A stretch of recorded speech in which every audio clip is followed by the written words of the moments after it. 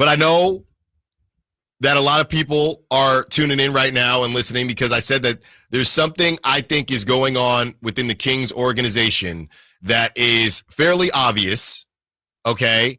And it's not to say that I heard this anywhere, that somebody told me this, because I don't think the Kings would say this, right? I don't think the Kings would say this out loud because it's just not the right thing to do. But I said to kick off the show today, there's something that isn't being talked about that's clearly happening with the Kings and a specific player on the team. Now, somebody I saw in the chat, shout out to the chat, said, Allen, are you saying somebody's unhappy? No.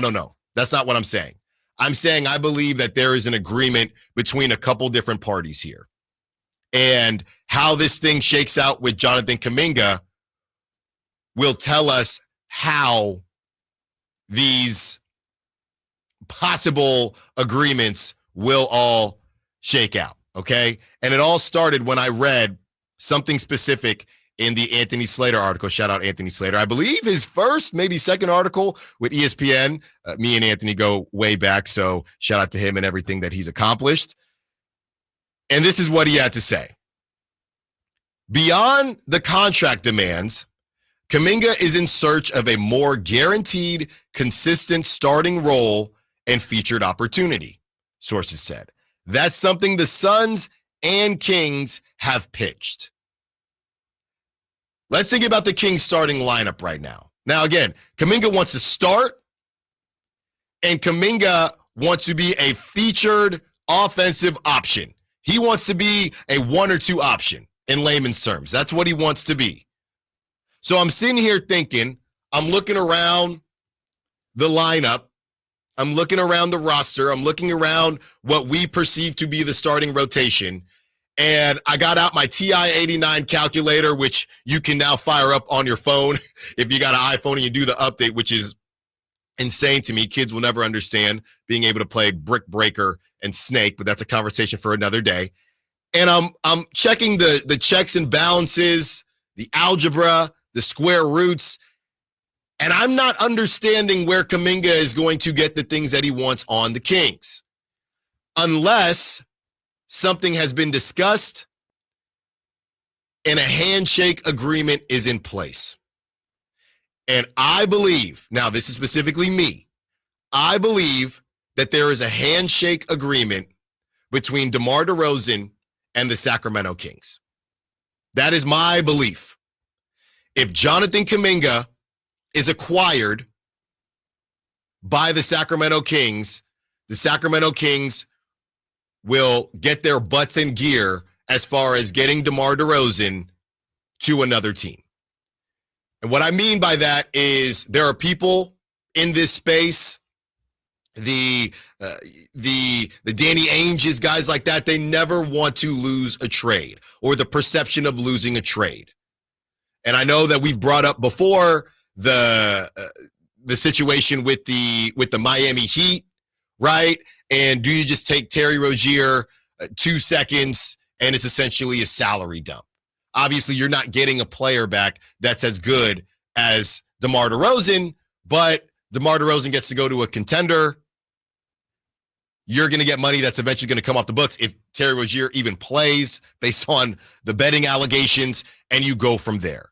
So I believe that if the Kings acquire Jonathan Kuminga, they will be extremely motivated to move DeMar DeRozan, and the handshake agreement would be, we don't necessarily have to, quote unquote, win a trade. We find somebody that's interested in you, and we will do what we need to do. Because at that point, you look around the roster, and there's no logical way for the Kings to have DeMar DeRozan on that team. And I don't think a bench role would even do it. I don't think a bench role would even do it. There's no way. There's too much redundancy here. So I believe Jonathan Kuminga gets acquired. The Kings say, okay, I don't know if a buyout conversation even happens, but we will make sure that we do right by you, DeMar, because we also have to do right by Jonathan Kuminga. And if we're bringing him in, and if it is being reported by somebody who clearly, in Anthony Slater, is having these conversations. At one point in the article, he said, referring to Jonathan Kuminga, the Kings have essentially guaranteed a starting role and featured opportunity. There is nowhere else to find it. It's not going to be Zach LaVine. It's not going to be, I guess, technically it could be a Domantas Sabonis conversation. I don't think that's the case. And if they did go through with this, what does that mean for Domantas Sabonis?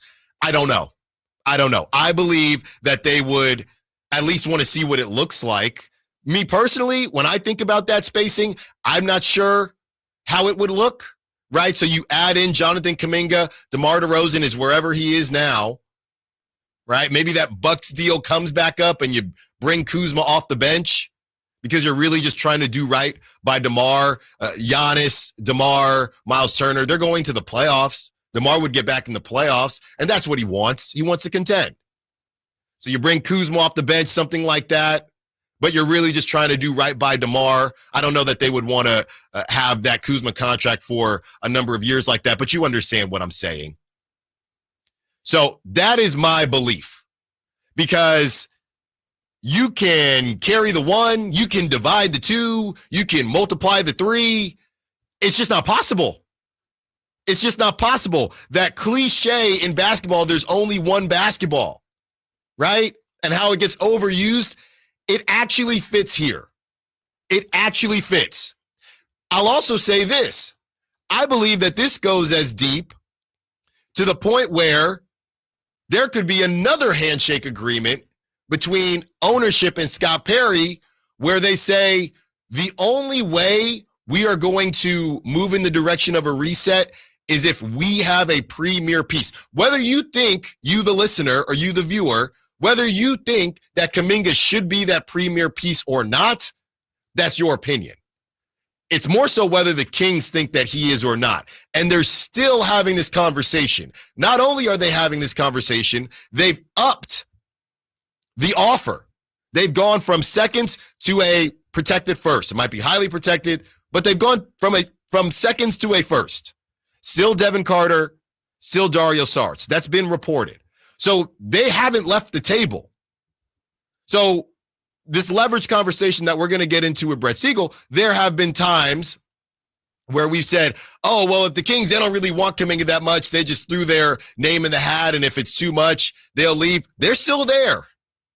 They're still there. Whether I agree with it or not and the fit, whether you agree with it or not, they're still there. And they're upping their offer. So why would they do that? Knowing that you got $47 million to Zach LaVine, you got 40 whatever million to Domantas Sabonis. DeMar DeRozan was top 20 in field goal attempts. You're about to extend Keegan Murray, and you're on record saying that we have to make sure that Keegan doesn't get lost in the sauce offensively. And you have one Dennis Schroeder to orchestrate the whole thing. That doesn't add up unless getting Jonathan Kuminga could be the force that pushes them in a certain direction. And with DeMar DeRozan, 36 years old, everything he's seen, everything that he's been through, I was there. I was in that postgame at the end of the season. DeMar DeRozan was very careful to discuss and to talk about how he feels this next season of his should go. And I know we've seen them working out together. I know we've seen them at Summer League.